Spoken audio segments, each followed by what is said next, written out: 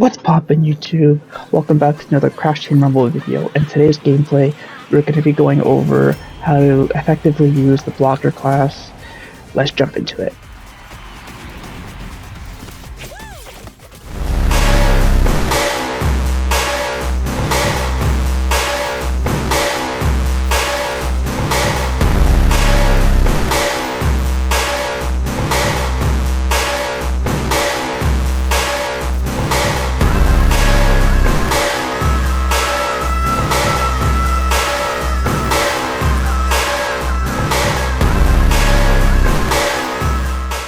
Alright, ladies and gents, I hope you guys are having a fantastic day, and I hope you guys are all enjoying Rumble as much as I am.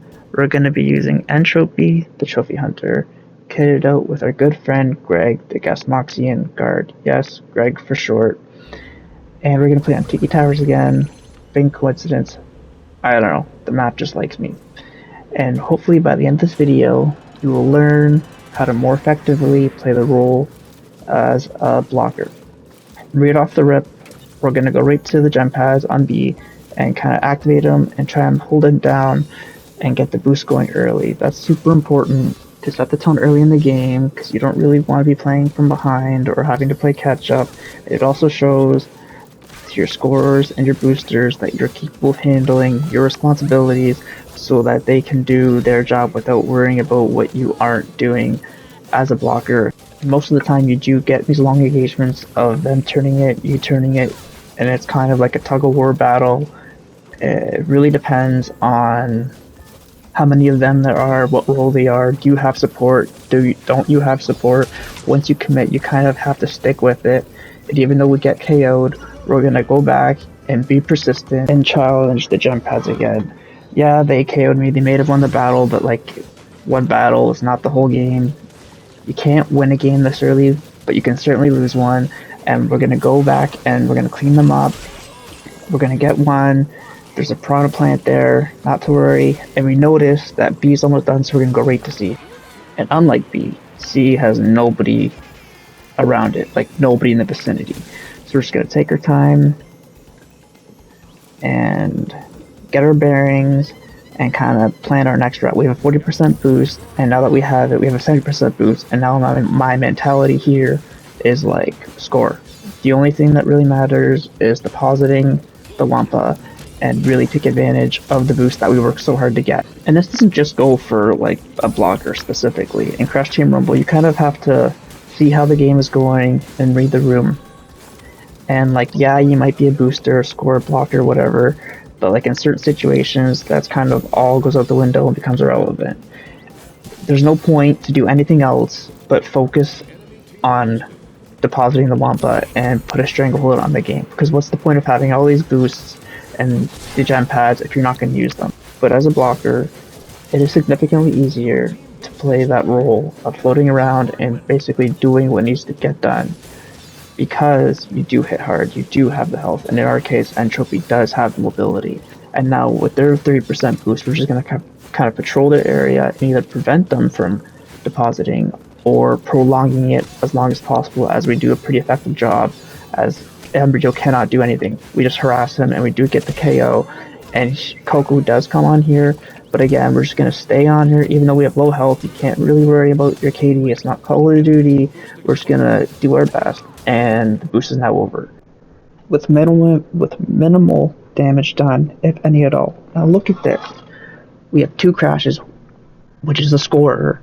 One has 0 Wampas scored. Like, what are you doing? I don't understand the point of picking a specific role and character if like you're just gonna completely ignore it. Like Crash is a decent fighter, yeah, but like he's not like as good as Entropy or Dingodile. Like it's mind-boggling. Anyways, I'm getting off topic. So we're gonna do the same thing with B. We notice the gem pads, we're being close to active, so we do the anticipation. Nobody's kind of around, so we do the same thing. We go to C, nonchalant, very uncontested, 40% boost, and a 738 to 444, and we're just gonna kind of occupy it, make sure nobody's come. And then Embryo does show up, and we're gonna just kind of scare him off, get the 70% boost, and go ham on the boxes. Once we get the boost, it's just 100% scoring. It's kind of like rinse and repeat, I know, but like I found this really effective. You're not gonna be able to do this every gameplay depending on the type of player, but like this is ideal. Just absolutely get the boosts, and then once you have the boosts, focus on scoring, especially with the amount of health you have. It just makes you really tough to deal with, and I feel like it gives your team the best possible chance to win, which is what we want at the end of the day. And now that we have 100% boost, I feel like we're in complete control. There's nothing really that they've done to this point to really give us a run for our money. And we're 1264 to 624. Although that was a mistake. I deposited relics, and they would end up getting the epic relic station. And if there was a time for them to get back in the game, this is it. Because now we can't really do much about it. They've nullified our 100% boost. We can't deposit, and we just kind of have to kill time and wait for this thing to end, and try and do our best to get them off the bank. That's the only thing that we can do until that thing wears off. So it's, that kudos to them. They gave themselves an opportunity to get themselves back in the game. And although with the epic relic station they haven't really posed a threat, their high score being 270, they're still down by a bunch of points. They haven't really shown that they're going to make a final push. And to get to this point, we basically just activated the pads, controlled them, get the boosts, deposit, and when they have a boost, patrol the area and prolong their depositing for as long as possible. So basically, as a blocker, you're the jack of all trades. I think you have the biggest responsibility of all the roles because your character has the most capabilities. You're not, held back by health, by mobility, or by lack of fighting ability. Like, you are the ultimate role, and I think easiest to play too. Blocker's probably the easiest to play because of those reasons. Although, like, once you start using and knowing how to use the other roles and characters effectively, for example, like Cortex, once you master him, like, there's really no counter for him, and he becomes super overpowered. The blocker might get knocked down a couple notches in my book, but right now, this is my favorite class to play. This is the class I'm the best at, mainly because you can literally play however you want all game long, and really determine how the game's going to go in your favor, in their favor. You kind of have more control over that. And again, we're patrolling their bank. They have 40% boost, and if we let them deposit, they can really get back in this game and create a comeback. And with the bombardment on their bank, it does get a little bit tricky, so the only thing we can really do is prolong their deposits as long as possible and minimize the damage. And now that we have a 60% boost to their 40% boost and we're winning, we can now focus on scoring and try and put this game away for good and not open that window for them to come back.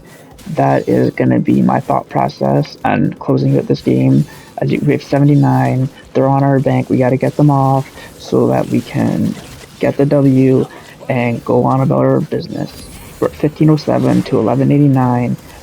I'm feeling really good how this gameplay is going. They haven't really shown a threat of, trying to go to the way to really make a push and deposit. We're at 1819. We can finally breathe. It's going to be okay. We did our job and then some. We executed in depositing. We executed on boosting onto gen pads. We executed on blocking their base, helping out on our base.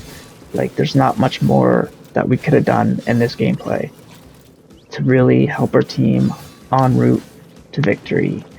And our scorer, one of them did pick it up, thankfully, or else that would have been, pretty frustrating to have a scorer really chip in offensively.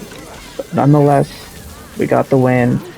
699, Wumpa scored, 327 blocks, 100% gem boosted, and 6 KOs. If this video helped you in any way possible, please like and subscribe to the channel. I'm a Crazy Canuck. Thanks for watching.